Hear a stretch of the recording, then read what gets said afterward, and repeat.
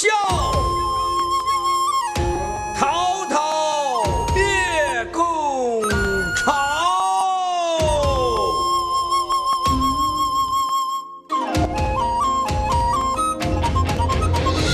沧海一声笑，滔滔灭共潮。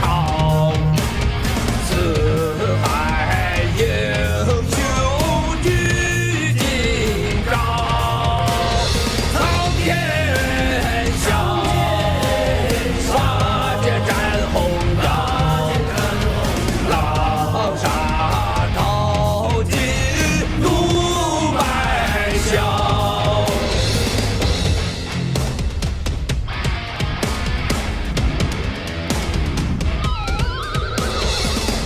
整整70年，他把中华人民奴役，还让这片土地变得满目疮痍。全世界投毒制造各种生化武器，我去，他答应了人类命运共同体。3代爆料，携手占有新天道，振兴我中华同胞，兴起了灭共浪潮。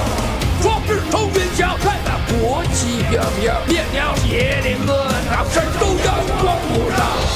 江山笑，血雨遥，谁负谁生出一份笑。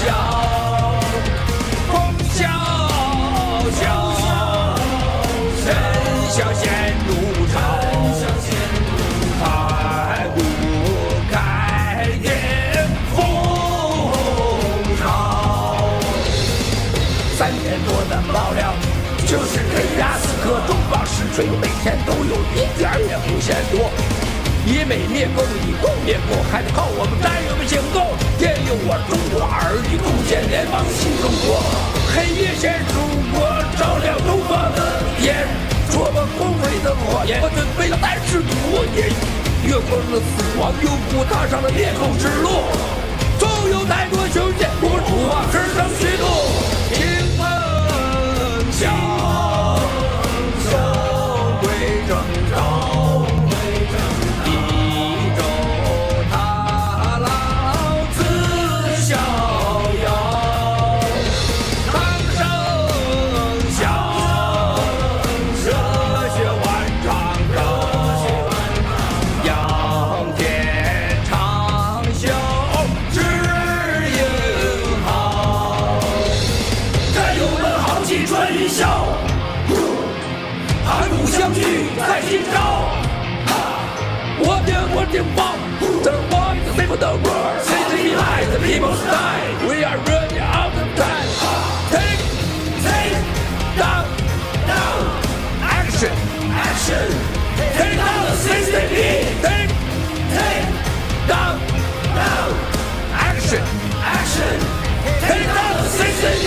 La la la la la la la la la. La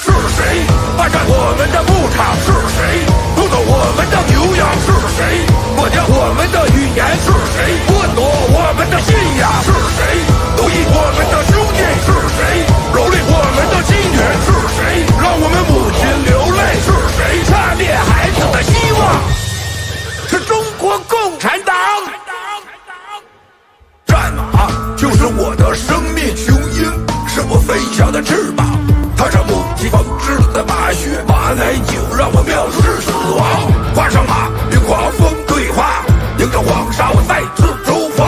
无畏的血水战甲滑落，我的伤口是燃烧的太阳。哦嘿呦，哦嘿呦，哦嘿呦，哦嘿呦，哦嘿呦，哦嘿呦，哦嘿呦，哦嘿呦，哦嘿呦，哦嘿呦。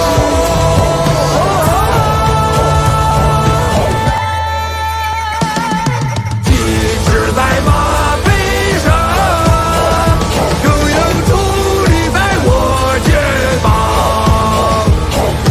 一生在战场，是我的荣耀。哦嘿呦，哦嘿呦，哦嘿呦，伟大的长生天，我的魂与你同在。我们是的草原真正的主人。哦嘿呦，哦嘿呦，哦嘿呦。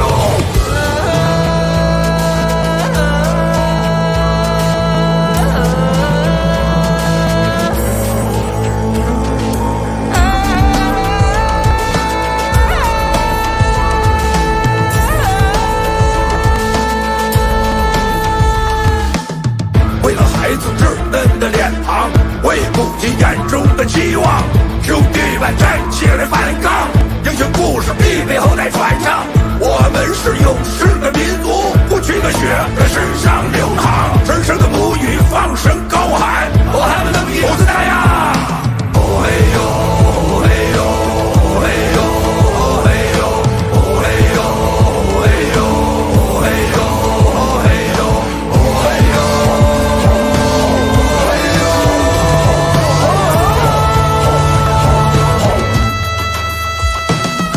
旗帜在马背上，永远矗立在我肩膀。一生在战场，是我的荣耀。哦嘿呦，哦嘿呦，哦嘿呦，伟大的长生天，我的魂与你同在。我们是的草原真正的主人。哦嘿呦，哦嘿呦，哦嘿呦。我们是的草原真正的主人。哦嘿呦，哦嘿呦，哦嘿呦。我还不能比猴子大呀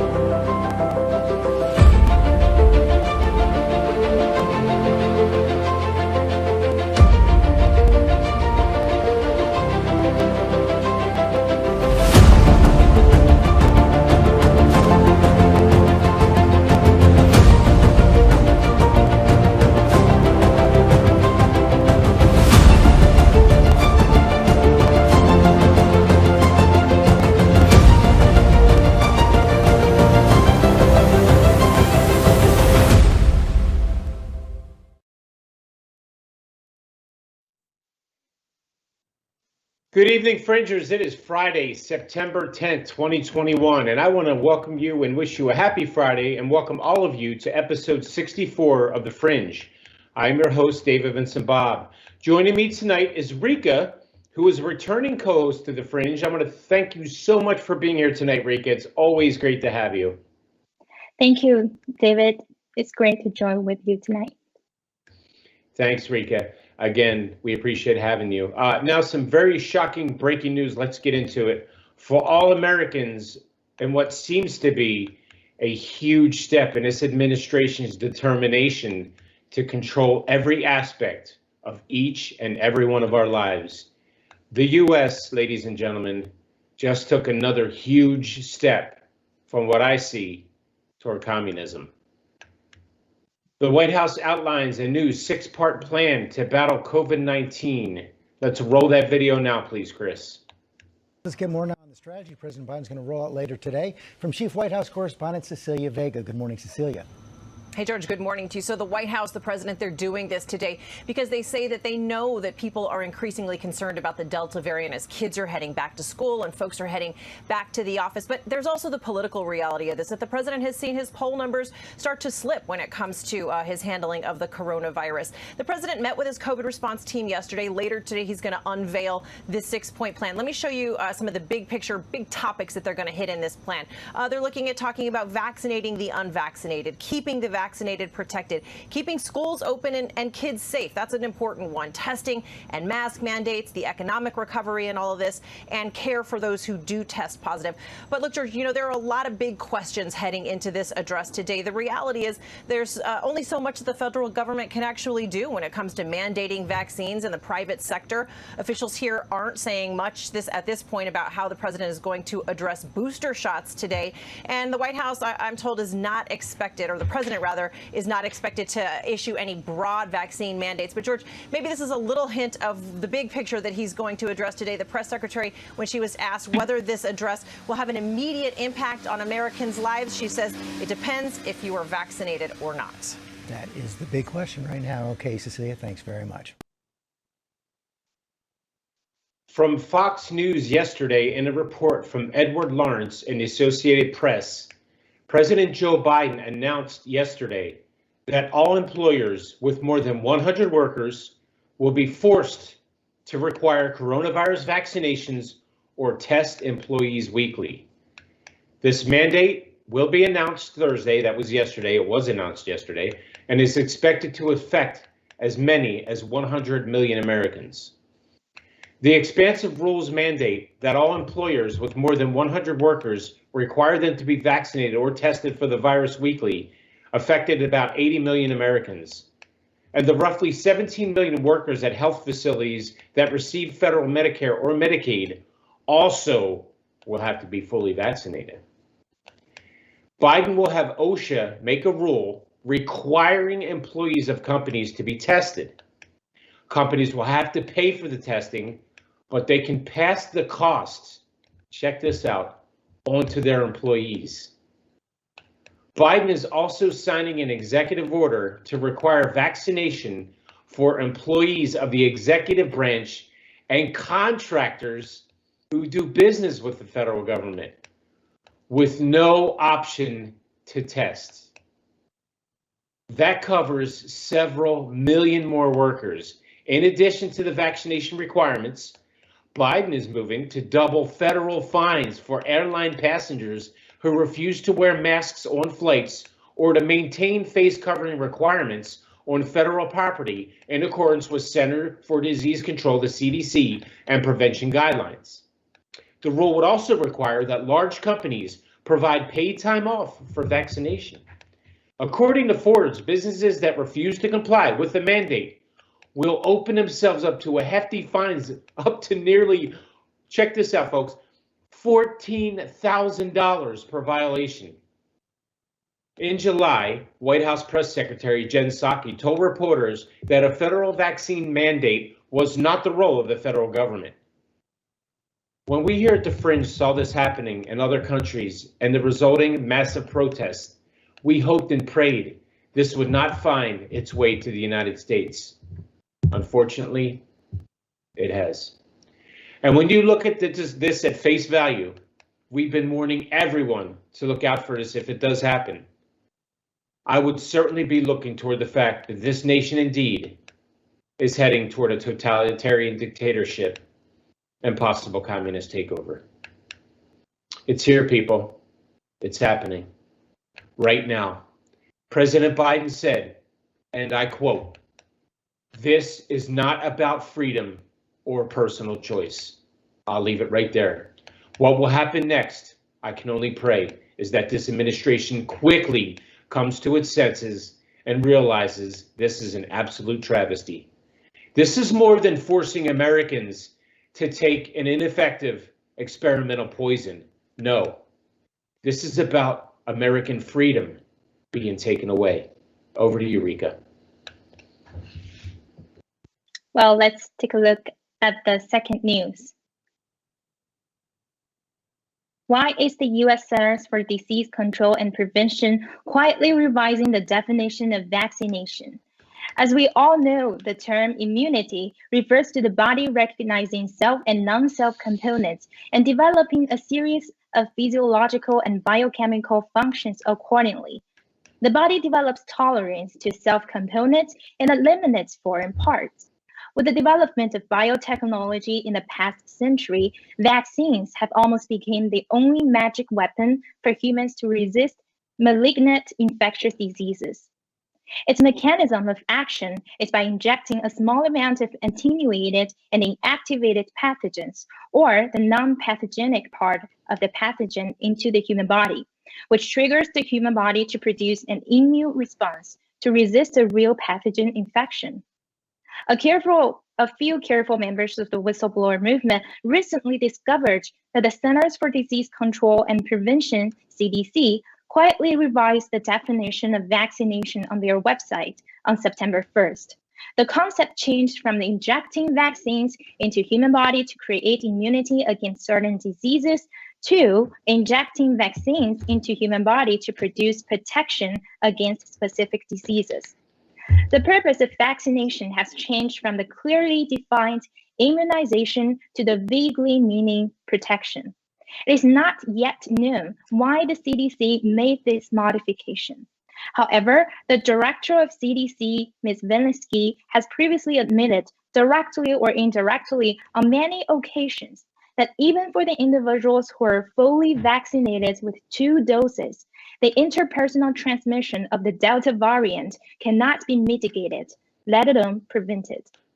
At the same time, various serious adverse reactions caused by vaccines continue to appear, and people from all over the world have launched resistance to their government's extremely irresponsible mandatory vaccination policies. Mr. Miles Guo revealed in the live broadcast that European countries, New Zealand, Australia, and other Western politicians have begun to fear the fermentation of the vaccine disaster. The relevant U.S. agencies are also trying to obtain more information about the COVID vaccine from the Chinese Communist Party to prepare for different kinds of unexpected tragedies. Although this move of the CDC has obvious prevarication of responsibility, it is more importantly alarming. The CDC in the United States has lost its position on the issue of vaccination against the Chinese Communist Party virus. Over to you, David. In the UK, the number of deaths caused by COVID-19 vaccine in the first 8 months this year is 4 times the figure caused by all available vaccines in the past 20 years and 8 months. The UK's Daily Expose website reported on September 7th that the Medicines and Healthcare Products Regulatory Agency, the MHRA, responded to a disclosure request sent August 6th. The report said that between January 1st, 2001 and August 25th, 2021, excluding the new coronavirus vaccine, HMRA received a total of 404 reports of adverse reactions to the vaccine related to the fatal outcome. But HMRA claimed that they do not hold the information for the number of people to have died within 28 days of having a COVID-19 vaccine. The authors of the article derived from publicly available information in the UK that 509 deaths have been reported since the Pfizer vaccine was launched in December of 2020. The AstraZeneca vaccine is even worse. 1,060 deaths have been reported to MHRA since January 2020, and 15 deaths have been reported since the first use of Moderna vaccine in June 2021. Another 28 deaths were reported without specifying the brand of the vaccine. Therefore, from the beginning of this year to August 25th, 2021, MHRA in the UK received a total of 1,612 reports of deaths due to adverse reactions to viral vaccines. Reports of vaccine side effects during the pandemic have been considered to be far lower than the actual situation. Even according to such underestimated data, the devastation caused by the toxic vaccine is shocking. The profound impact of the virus biological war and the virus vaccine launched by the CCP has just begun to show.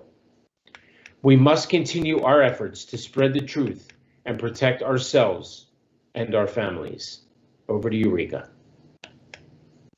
Heart attacks and the spike proteins in the COVID vaccines. According to a report from pandemic.news on September 8, 2021, a group of scientists and physicians from the University of Bristol released a study preprint as early as July, but it received little attention because they questioned the safety and effectiveness of the Wuhan COVID-19 vaccines. The paper explains that spike proteins found inside the vaccine and those produced from within the body after being injected with the mRNA-type vaccine are causing changes to the cells in the small blood vessels of the heart. They found that this phenomenon is linked to heart attacks and other cardiovascular damage. In other words, the only part of the pandemic equation that could be causing blood clots and heart attacks is the vaccine spike proteins. The research team presented these findings to the European Society of Cardiology Congress, and still no measures have been taken to solve this potentially life-threatening problem. Unfortunately, the fanaticism around vaccines has made honest discussion of the myocarditis link and other potential cardiac problems nearly impossible, writes Mr. Alex Barrison on his Substack. So far, the CCP virus has caused more than 4 million deaths worldwide. However, the COVID vaccines are responsible for an ever-increasing number of deaths, and as yet, no government is prepared to talk about this particular side effect of its experimental COVID vaccines. I'd like to talk about this myself for a little bit here. What's really concerning to me about this is we have a virus that has proven to be devastating to this entire world, and the vaccines that they have created for this virus are also having an adverse effect on people's lives. The scariest part about all of this is the fact that we have something that we know is killing people, yet they do not have a cure for it. We've covered this in the past on the Fringe. The only cure for COVID is in the hands of the Chinese Communist Party, the CCP, that created this virus way back when this thing first started at the Wuhan Institute of Virology. And now they're even pointing fingers at Dr. Fauci, saying there's some gain of function nonsense going on with Fauci possibly helping out with the creation of the virus. So that's another story we'll cover at another time. But what we see from these vaccines, and the reason why only half of the United States is vaccinated, is because we see stories like the one Rika just read, where heart attacks are one of the side effects of these vaccines.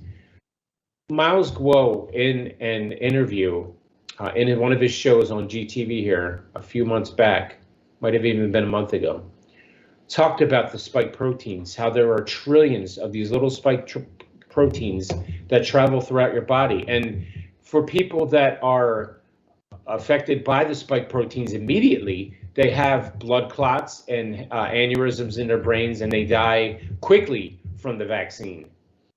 The scary part about this, Rika, is that we have people we have millions of vaccinated, hundreds of millions of people vaccinated that may be affected by this sometime in the future. They're predicting in around 2 years, at the 2-year mark, these vaccines will adversely affect people who have had them. So this is the scariest part about it. And this, people, my fringers out there, is why people do not want to get the vaccine. Again, going back to that point, why there's such a divide in America with this, because you have the half that gets the vaccine that says, well, we're going to get this because if we don't, our government's telling us, and the health officials and the CDC are telling us, if I don't get this, I have a great chance of dying. There's a fear-mongering effect going on with this. The other half sees the scientific part.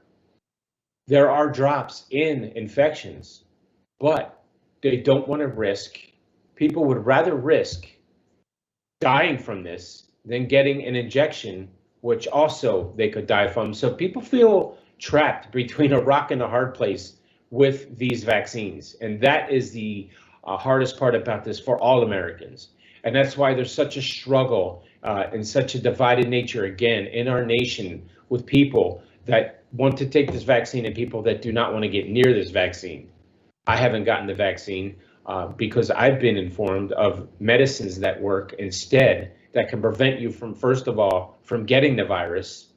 And second of all, if you do get the virus, God forbid, we have medicines that can battle that. But the scariest part about that is the MSM, the government, the CDC, they don't want you to know about these medicines, especially Big Pharma, because they make no money off of it. All the money, this is a money grab. That's all it is. It is a huge money grab. And once politics got involved, that's when things became really, really dangerous. People don't trust their leadership anymore. And that's the scariest part about all of this. I remember growing up thinking, I got a flu shot, no big deal. And I told a story about this. When I stopped getting the flu shot, I was getting the flu shot probably up until the time I was, I would say up to about 7 or 8 years ago. During the entire time while I was getting my flu shot for those couple decades, 20 years, whatever it was that I was getting the flu shot, I would often get the flu. Now and then I would get a flu when I had the shot. I can tell you this honestly, people, it's been 7 or 8 years since I've had the flu shot, and I have not once contracted the flu. And that to me was the main reason that I chose not to get the COVID vaccine, because I figured if I'm not getting the flu shot, because if I'm not getting the flu and I've stopped taking the shot and I stopped getting the flu, why would I get the COVID shot? I'd probably start getting COVID. That's my luck, you know, but that's how I looked at it. So each person we asked to individually look at themselves and think about, you know, you have that innate ability. God gave us that gift to differentiate between what's right and what's wrong. And in my heart, it's something tells me there's something wrong with these vaccines. An administration that's pushing these vaccines this hard and still lets through our southern border hundreds of thousands of infected immigrants, to me, raises a lot of red flags. I don't understand how that could even be possible. So I just wanted to kind of add that, my 2 cents there about these vaccines. I always like to talk about that and the reason why I don't get them. And again, the main reason does stem around the fact that when I stopped getting the regular flu vaccine shot, I stopped getting the flu. I never once got the flu. So to me, that was very curious to me. But that's what worked for me. That's what happened to me. So I wanted to share that story with everyone. We will certainly be talking more about COVID vaccines and the COVID virus a lot in the future. This is not over. As a matter of fact, I don't think this virus is ever going to leave. It's like any other virus we have on this planet, Rika. This is one of those things that we are going to have to deal with probably for the rest of our lives, just like we have the regular flu. It's always coming around. We always have the, we have chicken pox. We get shots for that, and measles and mumps and all that stuff we get when we're kids. All those shots we get to prevent us from getting those infections. So I just say proceed with caution and use your common sense when deciding whether or not you want to get this vaccine. And the fact that it's getting mandated certainly raises a lot of questions in my mind as to the real true intentions of this administration. Are we turning the corner toward communism and an authoritarian dictatorship? And it certainly seems that way. Okay, so I'd like to now move on to the next story, our next segment here. The U.S. aircraft, in case you haven't heard, carrier USS Carl Vinson has entered the South China Sea. The USS Carl Vinson Carrier Strike Group, the VIN-CSG, is operating in the South China Sea for the first time in its 2021 deployment, the U.S. Navy's 7th Fleet said in a statement on September 8th. Operations include fixed and rotary wing aircraft flight operations, maritime strike exercises, and coordinated tactical training between surface and air units. Brigadier General Daniel Martin, commander of the Carrier Strike Group, said it is important to maintain freedom of navigation for all nations in international waters, especially since nearly 1/3 of global maritime trade transits through South China Sea waters each year. The USS Carl Vinson is the first U.S. Navy carrier to deploy F-35C carrier-based fighter jets and CVM-22B Fishhawk transport aircraft. We participated in large-scale global exercise 2021 LSGE-21 in August, conducting interactive flights with the Royal Navy's Carrier Strike Group, Queen Elizabeth, the CSG-21, and bilateral exercises with Japanese Maritime Self-Defense Force units. In addition, U.S. Marine Corps Commandant David Berger said on September 1st during an appearance at the Washington think tank, the Center for Strategic and International Studies, that for the first time in decades, the U.S. Marines must assume that the enemy will contest their supply lines from the Western Pacific all the way to the United States in an unprecedented attack and defense in depth. The U.S. Marine Corps, the USMC, like the Navy, is planning to spread out its forces for operations, and the force still needs enhanced training and mobility and means of distribution to move personnel and supplies within the contested area. Clearly, the U.S. military is on a high alert for a potential confrontation or even conflict with the Communist China Party over the waters of the South China Sea, and is also conducting a series of related deployments. Rika.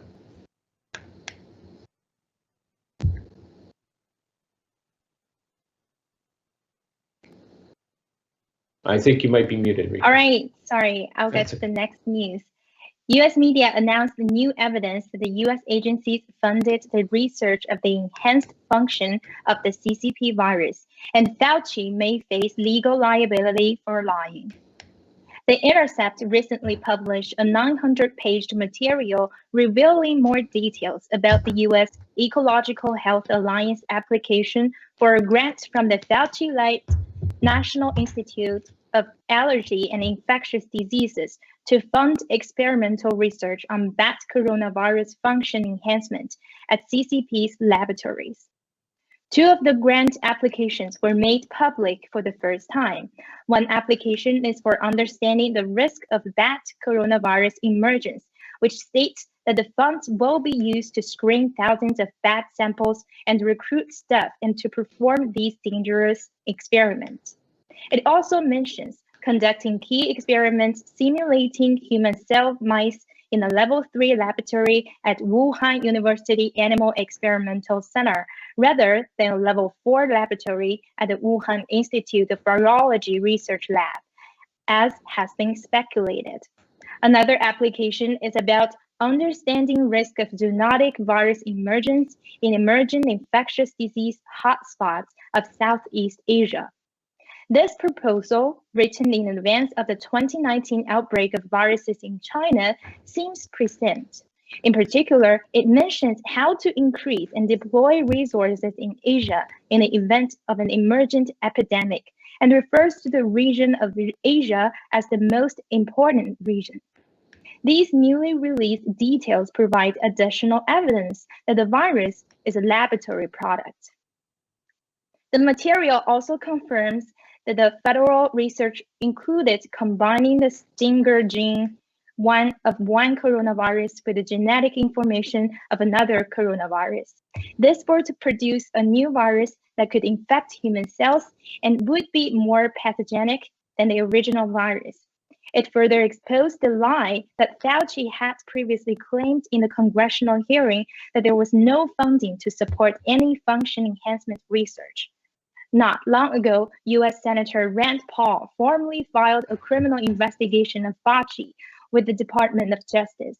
If Fauci's lie is proven, he may face legal responsibility. Now let's go to the next news. The CCP, not the US, threatens the world. The Global Times reported that on September 8th, the USS Binfield, an Aegis guided missile destroyer, illegally intruded within 12 nautical miles of Meiji Reef in the Spratly Islands without the approval of the CCP government. The CCP spokesman for the Southern War Zone said the facts have repeatedly proved that the United States is an uncompromising security risk maker in the South China Sea and the biggest spoiler of peace and stability in South China Sea. Taking advantage of this incident, the mouthpiece media of the CCP once again concocted the US threat theory to further brainwash the common Chinese people. They also said, if the US treats China as an enemy, then China will certainly become a qualified enemy. No doubt the ignorant, patriotic people have been rekindled and they are unaware of being sacrificed by the CCP in the coming war. The New York Times added, what the United States and some of its allies, including Japan, NATO, and others, are currently doing is using military means to provoke China's bottom line and even undermine the core interests of the CCP, while at the same time trying to use various means to ask the CCP for their mercy. However, back in October 2020, the PLA Daily published a commentator's article stating, put all your thoughts and energy into preparing for war and fighting battles. This has sent a clear signal. In other words, the CCP has been preparing for war in the South China Sea and other places for a long time. In addition, Mr. Mao Guo has repeatedly mentioned in his broadcasts and posts that the Double Dragon plan is to control Hong Kong and Taiwan. So whether or not there are provocations from the United States, Japan, NATO, and other countries taking Taiwan by the military is an evil plan that the CCP must carry out. The CCP's mouthpiece always interprets the West protection plan of the Taiwan Strait as a threat and provocation, using the propaganda to continue brainwash the uninformed Chinese people. The Global Times has repeatedly said that CCP China should build 1,000 nuclear warheads. The US now wants CCP to maintain a minimum nuclear deterrent line. The CCP says that nuclear forces are always maintained at the minimum level required for national security. However, this minimum level must be highly reliable, and it will change as China's national security situation evolves. The facts prove that the CCP has already prepared itself militarily and to launch a war in the Taiwan Strait at any time. Mr. Mao Guo has warned more than once that Western communism has infiltrated Western democracies and that it will be a disaster for humanity. Since 2019, when the CCP used biochemical weapons to attack and slaughter people around the world, it has been proven that the CCP is the enemy of the entire civilized world. At the same time, we must try to awaken the people in China to the fact that loving the CCP is not equal to loving China. The biggest threat to the world is the CCP, which is using BGY and communism to corrupt the world. David. Thank you for that, Rika. Yeah, so people, we've covered this a lot in the past, and we've talked about this is a very hot topic right now, and it's China's involvement with Taiwan and their apparent wanting to forcefully take over Taiwan at any cost. The CCP has always said that Taiwan belongs to them, and anybody who interferes, and they've been given the U.S. warnings over and over again to not interfere with their wanting to take over Taiwan, and we refuse to listen to that warning. And it's not just us, we've also formed an alliance with other allies, and we've all moved into the South China Sea to show Taiwan that we have their back, basically. We're going to protect them. We're going to be there for them. And Mr. Miles Guo has talked about this many times in the past. And it's not only the CCP and the PLA wanting to move in, take over Taiwan, and destroy everything that it represents and what it is. It's also the CCP wanting to release another virus during this time. It was predicted by Mr. Guo that the CCP will engage in war with Taiwan and the United States. And during that time, hey, look over here, there's a war going on. We're going to release a virus over here. That's the plan. So that's something we need to look out for. What we need to really focus on here, people, and the reason why we're here, and some of the things that Rika talked about, was how the CCP is so manipulative and how they lie about basically everything that they say and do. Of course, they don't want anyone to be involved with their dealings with Taiwan because they know what they're doing is wrong, but they still have such an attitude like we can do whatever we want. We can walk around, we can bully the rest of the world, and we shouldn't be held accountable for it. And that's the biggest problem with all of this is China, the CCP, I'm sorry, has never been held accountable for any of these actions that are going on right now. Not once. We've tried decoupling with President Trump. That ended when the Biden administration started. We've been seeming to favor things that the CCP in China does instead of battling against them to stop them from their genocide of the Uyghurs in the western regions in the Xinjiang province, from flooding their own country out and killing millions of people, lying about it, saying only a couple, 20 or 30 people died from the massive flooding in the Henan province. We've seen them bully around pretty much the rest of the world. And also, they not only have done that, they have allied with some of our biggest enemies. We saw that recently with the U.S. withdrawal from Afghanistan. Who was the first country?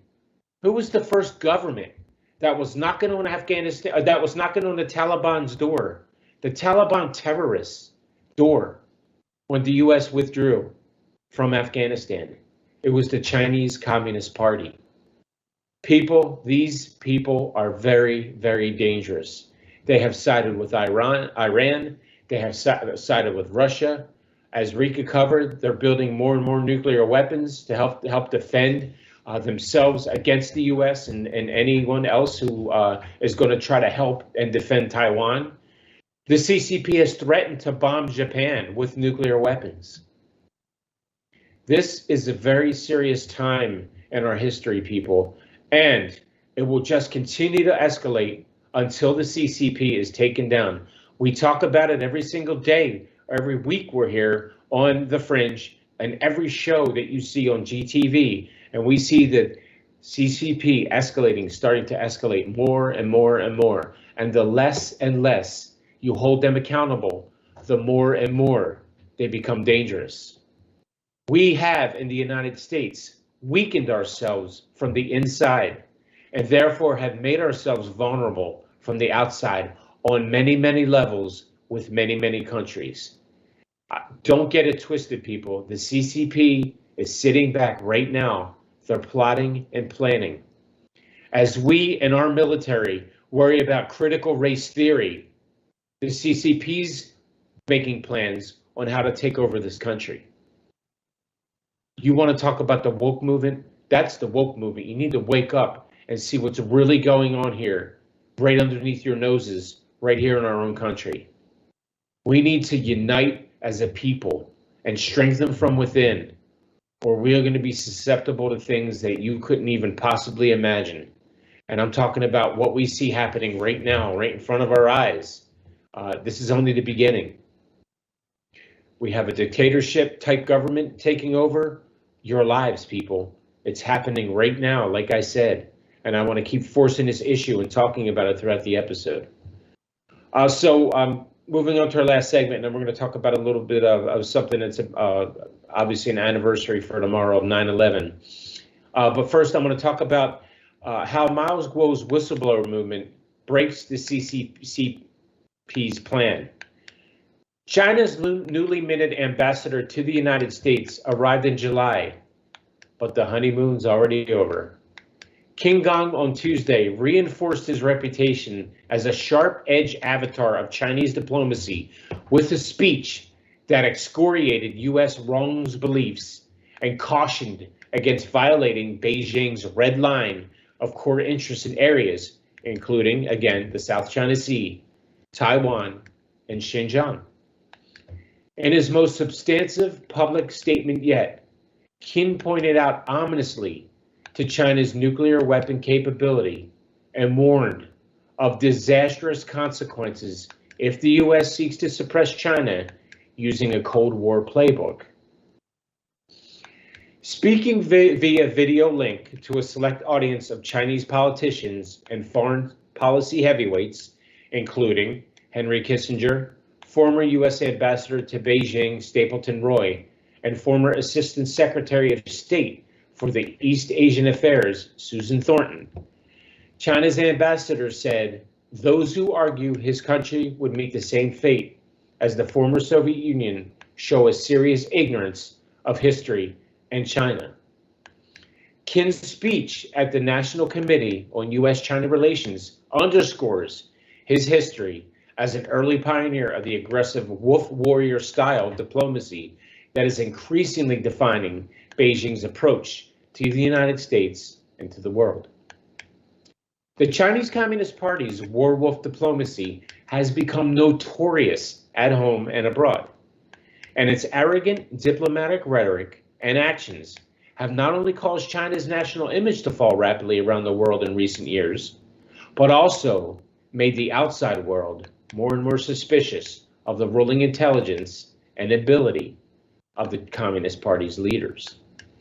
However, the CCP's decision on positioning of its diplomatic relations with the international community, the kind of diplomatic posture it displays, and the kind of diplomatic rhetoric it issues is largely not defined by the objective international relations landscape, but by the internal factional fighting dynamics at the top of the CCP and the strength changing of internal factions. International relations are just a card in the CCP's internal factional fighting. The war wolf diplomacy has created a difficult situation for Xi Jinping, whether it's in the senior deep state of Jiang, former general secretary of the CCP faction, or the torch that continues to ignite the nationalist sentiment of the pinkies. That's people who love the CCP so much. So he has to go all the way to the darkness. At present, U.S.-China relations are in a state of barge fire and war wolf diplomacy in full swing. In the Tianjin Double G talks, the United States extended the olive branch of great power diplomacy. Excuse me. But all the good intentions were taken as a mockery, and Wang Yi and Xi Feng's bloody mouth war wolf face did not diminish at all. Excuse me. Causing the war to be in an uproar. How can the diplomacy of a big country be so credulous, disregarding the focus of the world's cameras and accusing the United States the slogan, doing all bad things, but also want to take advantage of all, was even pasted on the forehead of the United States. Originally, King Gong, Xi Jinping's son-in-law, as rumored by the internet, was on a mission pretending to be a sheep to unite the United States and even to unify the two parties in the United States to ease Sino-American relations. By providing vaccines and even antidotes to COVID-19, what he's trying to do is to help the US government so the CCP can make some political collisions with it. This would not do good for the people of China and the United States. To break this conspiracy, Mr. Guo Wengui on September 1st, 2021, broadcasted that automedicine is the antidote to COVID-19 virus and informed the world that the Chinese Communist Party already had 5 new coronavirus antidotes synthesized with DNAB and BNAB5 interferon.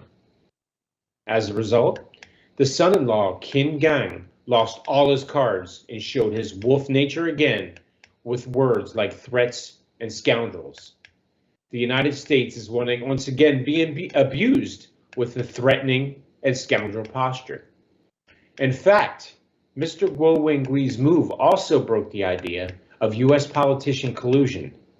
So it can be said, Guo killed two birds with one stone. I'd like to talk now about something that's happening tomorrow. This is something very close to all of our hearts.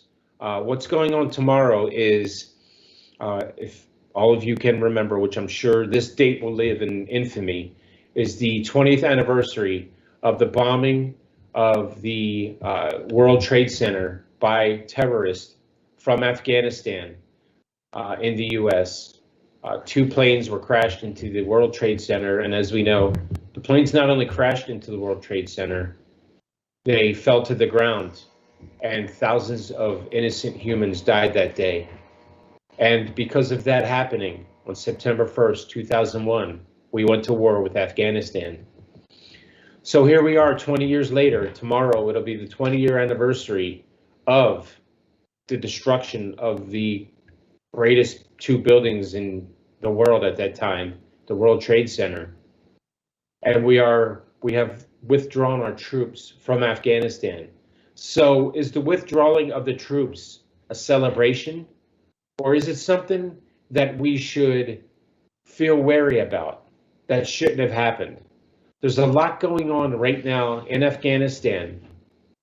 And something important to remember is that the Taliban, when they took over, are not a friendly people. These are terrorists.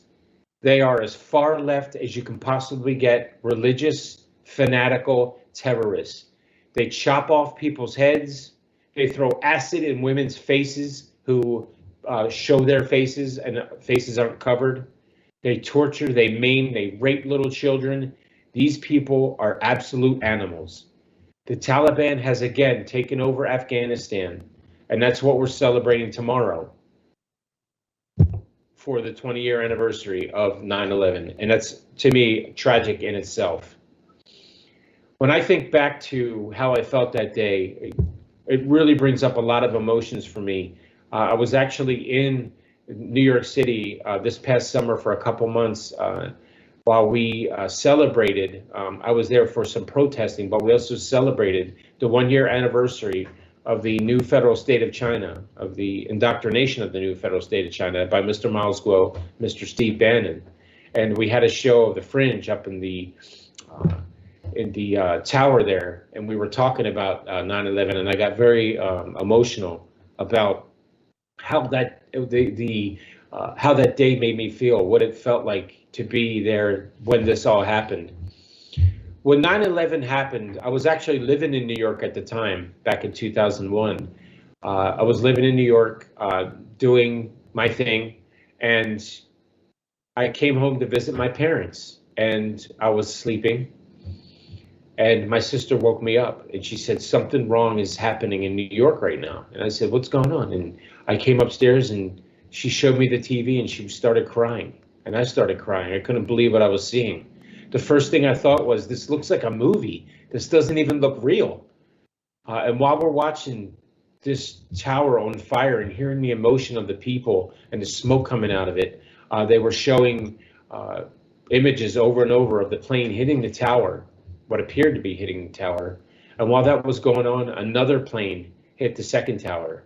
And we just lost it. Me and my sister were holding each other, crying. It was a very, very emotional time for everyone who was involved. And so many people sacrificed their lives to try to save as many people from that horrific event. We saw images of human beings jumping out of that building so they wouldn't burn to death. They would rather fall to their deaths than burn to death. And that's something, when you think about, is so tragic to think about. You have a choice of burning to death. The heat was so intense that rather than burn to death, they would jump out of the building to their deaths. They knew they weren't going to live, so they would rather jump to their deaths than burn to death inside of this building. And we saw images of that. It was horrific, and especially later when they showed close-up images of that happening. It was, again, to watch this and to see it was something that was out of what seemed like a nightmare to me. It didn't even seem real, and to this day, doesn't really feel real. So are we celebrating this tomorrow, or are we just remembering? And I think it's a situation where we're just remembering. This isn't a celebration. On many levels, it's not to me, because we went in there to Afghanistan to help the Afghani people from these terrorists and to root out these terrorists that did this to us. And it was President George Bush W. that made that promise that we would go in and we would find these terrorists that did this, and we would hold them accountable. Unfortunately, this administration doesn't hold anyone accountable, but that's something we can talk about at another time. But that's exactly what we did. I think it was 10 days after September 11th, President George W. Bush declared that we would go to war with the Taliban in Afghanistan to root them out and to take them down for what they did to us. And here we are 20 years later. We've withdrawn from Afghanistan, and the Taliban took over, doing exactly what they were doing before. And it's, again, terrorizing the people of Afghanistan. They now control the government. And the biggest tragedy of all of it is everybody that's on their formal committee to be the government of Afghanistan are wanted terrorists. One of the terrorists that is on one of the committees that's in charge of I can't remember exactly what the committee is he's in charge of, Secretary of State type situation or whatever it is, doesn't matter. The point is that he's on their government, and he has a $10 million bounty on his head from the FBI, and I'm sorry, from the CIA in the United States. So that's who's running Afghanistan right now, a bunch of terrorists. And they're acting like they're reaching out with an olive branch of peace with the rest of the world. They want help to help rebuild this country and this government. And again, who's the first country that jumps in to join them? And it's the Chinese Communist Party. It's China and the CCP. Now, people, again, we certainly keep the CCP and the Chinese people separate from each other. The CCP certainly doesn't represent the Chinese population, and the Chinese population does not agree with the way this government's run for the most part. I can tell you that from the Chinese people that I know. But they're bound by what they are told to do in China, and that's just the way it is. Just a little side note there, but I'm going to get too far off track. But again, what we're dealing with is the 20-year anniversary, and it feels like to me that it's almost anticlimactic that we are commemorating the tragedy that happened. All the soldiers, the thousands and thousands of soldiers that gave their lives to fight against this tyranny, and now it's just all gone. It's back to the way it was. The Taliban took over. And this olive branch that they're reaching out to people, don't believe that. They're a terrorist group. They live and die by Allah, their God. They say if you don't believe in Allah and you don't have the same moral compass that they have, which I'll never understand, then they will find you and they will kill you. And that's why they bomb other countries too. There's been bombings of France, Germany, you name it. They've been there. The Taliban has been there. The Al-Qaeda has been there. They've been there destroying other people's lives who don't believe in their narrative, which is you follow what we believe in or we'll destroy you. And they think that the United States is evil because of the way we live our lives and the freedoms that we have. That's not going to change people. And if you ask me, I can tell you that I have a feeling we're going to be back in Afghanistan before you know it. We can't continue to go on this way. And once the terrorism starts again, once these bombings all start up again, and it will, we have to get back over there and finish what we started. Because to me, this wasn't a win at all for anybody. It was a bunch of people that sacrificed their lives bravely. I'm talking about from the time that the towers went down. There was people running away from the towers. But if you watch those videos again, you'll see people running into the towers. You'll see firemen. You'll see police. You'll see the National Guard who went in there knowing that they were never going to return, hoping that they would, but thinking that they probably wouldn't. They went in there fearlessly and bravely and gave their lives so they can save just a few more people on that tragic day in September 2001. So I'd like to now just have a moment of silence out there, Fringers. Let's bow our heads and have a moment of silence for all of those that have sacrificed so much for us on that fateful day, September.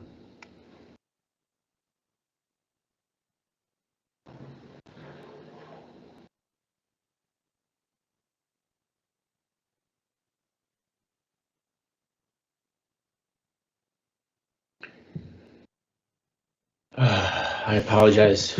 I want to thank you all for joining us here tonight on The Fringe. Rika, I want to thank you for co-hosting with me this evening. It's been a great show. I'd like to thank all of our Fringers out there for joining us this evening. Again, The Fringe's broadcast. Thank you, Rika. The Fringe's Thank you broadcast. for sharing your story. That's such a touching story. Thank you very much. I appreciate it. The Fringe is broadcast live simultaneously every Tuesday and Friday night from 7 o'clock to 8 o'clock p.m. That's 1900 to 2000 Eastern Standard Time on gtv.org. Or we will soon be moving to the Himalaya Farm Alliance platform, and we will keep you updated to that when it happens. I know that Rika has a show on there already that she's part of. Rika, do you want to talk a little bit about the show that you do on there and when you're on so people can watch you? Yeah, the show is about the daily news, and I usually will be there in the mornings, except for Wednesdays. So if you want to see me, come and join the show, News Talk. Yeah, it's called News Talk, people. It's a great show. Rika is one of the hosts, and she does a fantastic job, and that's why we love having her back here on The Fringe.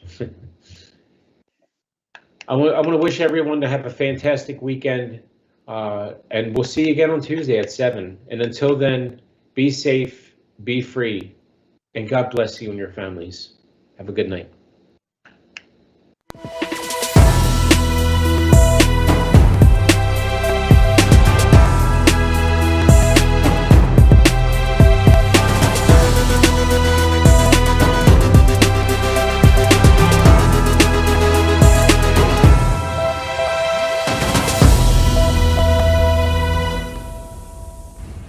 他们的恐惧是我们的武器，我们的胜利。谢谢了，兄弟姐妹们，你们健身了吗？行动，行动，行动！中共，你完了 ！Take down the CCP！For the games you want to play, bring it on and I will fight to the end. Just watch and see. It's all started, everything's begun, and you are over. Cause we're taking down the CCP. Spread the word all through Hong Kong. We will fight till they're all gone. We rejoice when there's no more. Let's take down the CCP. They have all lied for too long. We will end what they do wrong. Spread the word all through Hong Kong. Let's take down the CCP. Let the bullets fly a little longer, and you will surrender. Let the bullets fly a little longer. We will have freedom to live. We will win. You'll surrender. Let the bullets fly a little longer. Let the bullets fly a little longer. 中共， Let the bullets fly a little 你 longer. 完了！ Let the bullets fly a little longer. 中共，你完了！干灭中国共产党这个 CCP， 才能让我们远离恐惧。Take down the CCP。 They try to scare the nation with fabrication, but we see through the lies. We won't fall, we will fight you back. Police corruption with crooked assumption. They ran our lives, but no more. We will win. We will take down the CCP. Spread the word of